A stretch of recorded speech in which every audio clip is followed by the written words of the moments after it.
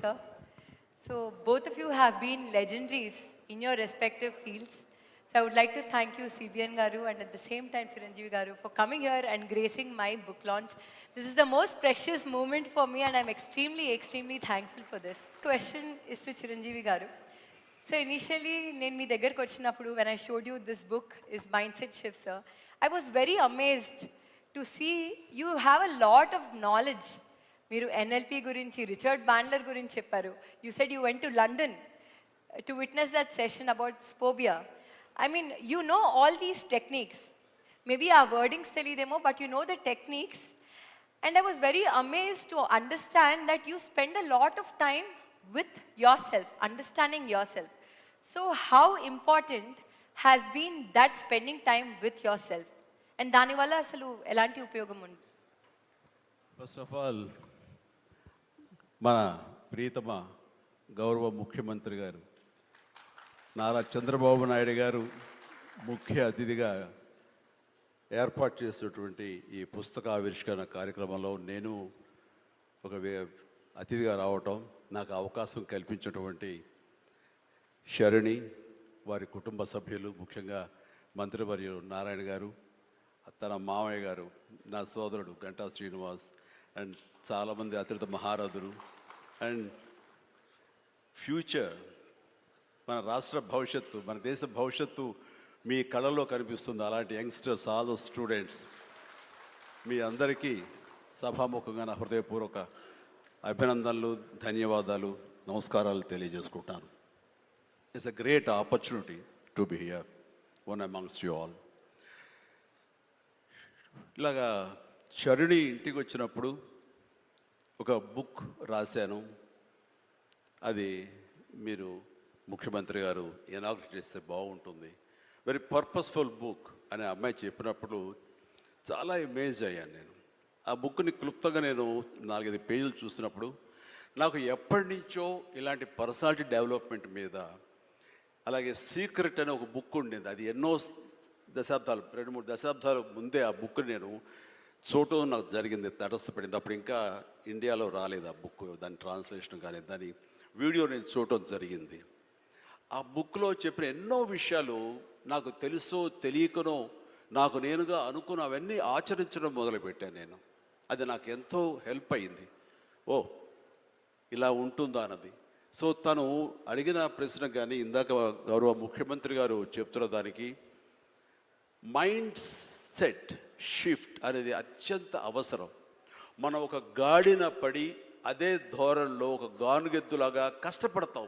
ప్రతి వాళ్ళు కష్టపడతారు, బట్ ఆ కష్టపడటంలో స్మార్ట్గా కష్టపడతారా, హార్డ్ వర్క్ తోటి వాళ్ళు కష్టపడుతున్నారా అనే దాని మీద మనం ఆలోచించుకుంటే కనుక చాలామంది ఇలాంటి అవేర్నెస్ లేక, ఇలాంటి శరణి లాంటి వాళ్ళు ఇచ్చేటువంటి పుస్తకాలు వాళ్ళకి గైడ్ చేయక, లేకపోతే గురువులు గైడ్ చేయక, లేకపోతే వాళ్ళుగా ఆ షిఫ్ట్ అనేది తెలియక అదే గానుగెద్దులాగా అదే కష్టంతో అలాగే జీవితాన్ని వెళ్ళదీసే వస్తారు. అట్లాగే ఏదో టైంలో రిటైర్డ్ అయిపోతారు, జీవితం చాలిస్తారు, ఇది చాలు ఈ జన్మకి ఇంతే అనుకుంటారు. అది కరెక్ట్ కాదు. మైండ్ షిఫ్ట్ చేయటం మూలంగా కష్టపడే మనస్తత్వం ఉంటే నీ ఇష్టమైనటువంటి ప్రొఫెషన్లో కనుక నువ్వు ఉండగలిగితే ఆ రాణింపు, ఆ వెళ్ళే హైట్స్ అది వేరే. అంటే ఉదాహరణకి నేను చెప్పుకుంటే నా గురించి సాదాసీదా కుటుంబంలో పుట్టి ఒక మామూలుగా ఒక డిగ్రీలో యావరేజ్ మార్కులతో చేసిన తర్వాత ఏం చేయాలి, ఎలా చేయాలి అని అనుకుంటే నా తల్లిదండ్రులు నన్ను గైడ్ చేసేంత నాలెడ్జ్ కూడా వాళ్ళకి లేదు. అలాంటి టైంలో నాకు అనిపించింది, నాకు చిన్నప్పటి నుంచి ఇంట్రెస్ట్ యాక్టింగ్. 10th క్లాస్ చదువుతున్నప్పుడు ఒక డ్రామా వేశాను, బెస్ట్ యాక్టర్ వచ్చింది. కాలేజ్ డేస్లో ఇంకో డ్రామా వేశాను, అది బెస్ట్ యాక్టర్ వచ్చింది. అది documented, it's that full proof.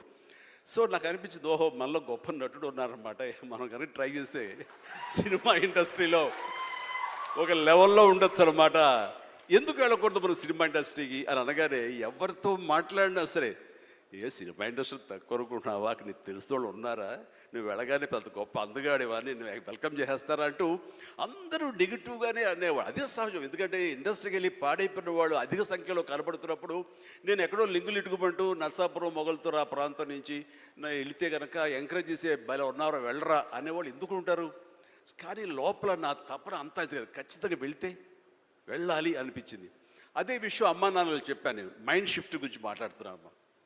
అమ్మా నాన్నలు చెప్తే, నువ్వు వెళితే నీకు ఇంట్రెస్ట్ ఉంటే వెళ్ళు, కానీ ఏదైనా జరగచ్చు, రేపు నువ్వు రాణించకపోవచ్చు.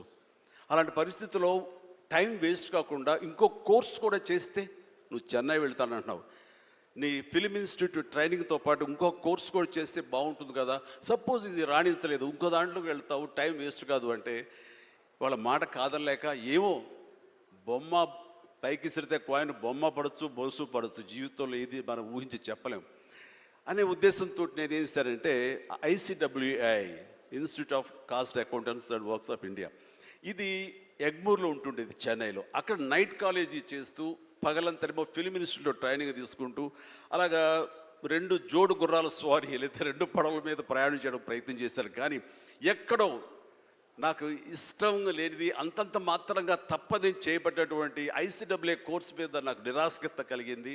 దాన్ని నెమ్మదిగా దానికి తెలియదుకాలు ఇచ్చేసి వదిలేశాను.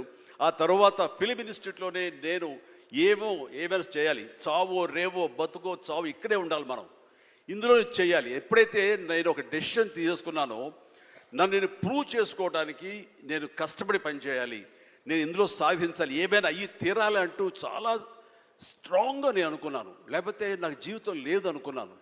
అలాంటి పరిస్థితుల్లో సినిమా ఇండస్ట్రీలో ఫిలిం ఇన్స్టిట్యూట్లో నేను ట్రైనింగ్ తీసుకోవడం ఏంటి, సినిమా అవకాశాలు రావడం ఏంటి, అవి సద్వినియోగపరచుకోవడం ఏంటి, దాన్ని ద బెస్ట్ నేను చూపించుకోవడం ఏంటి, అక్కడ ఉన్నటువంటి డైరెక్టర్స్ వీళ్ళందరి చేత వావ్ అనిపించుకోవడం ఏంటి, అందరి దృష్టి నా మీద ఉండేలాగా నేను ఎక్కువగా యాక్టివ్గా ఉన్నటువంటి ఇవన్నీ నాకు దోహదపడి సినిమా అలాగా అంచెలంచెలుగా నేను ఈ రోజున మీరు చూస్తున్న ఈ స్థాయికి నేను వచ్చాను. ఇక్కడ ఏంటంటే, ఏమైనా సరే 2 చేద్దాం, జీవితం ఏమవుతుందో అనే అభద్రతా భావంతో ఉండే కంటే, కాదు ఖచ్చితంగా అనుకుంటే సాధించవచ్చు, నాలో టాలెంట్ మీద నాకు నమ్మకం ఉంది, నేను సాధించగలను, కాబట్టి అది వద్దు అనుకుంటూ మైండ్ షిఫ్ట్ చేసుకుని దీని మీద ఫోకస్ పెట్టాను సరే, అక్కడ నేను సఫలీకృతునయ్యాను. అదే శరాణి చెప్పేది. ఎక్కడ డౌట్ ఉండకూడదు. ఆ ప్రొఫెషన్ నీకు ఇష్టమైన ప్రొఫెషన్ అయ్యి ఉండాలి, దాని మీద నువ్వు ఇంట్రెస్ట్ పెంచుకోవాలి, అది సాధించడానికి కష్టపడి పనిచేయాలి, ఒళ్ళొంచి పనిచేయాలి, అది కూడా స్మార్ట్గా పనిచేయాలి. వీటన్నిటితో పాటు మన వ్యక్తిత్వం, మన బిహేవియరు, మన మంచితనం, ఇవన్నీ కూడా యాడెడ్ ఫ్లేవర్, అది చక్కటి అందాన్ని ఇస్తాయి నువ్వు వెళ్తున్న ఈ బాటలో. అది చాలా ఇంపార్టెంట్.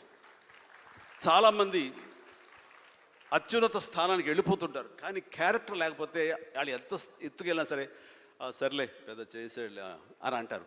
అది ఎంత లేదన్నా సరే, ఆ క్యారెక్టర్ కూడా నీకు లేని అందాన్ని తీసుకొస్తుంది, నీ కష్టానికి మరింత అందం ద్విగుణీకృతం అవుతుంది, నీ ఫలితం కూడా అంత బాగా ఉంటుంది. కాబట్టి మైండ్ సెట్కి షిఫ్ట్ అనేది చాలా చాలా అవసరం.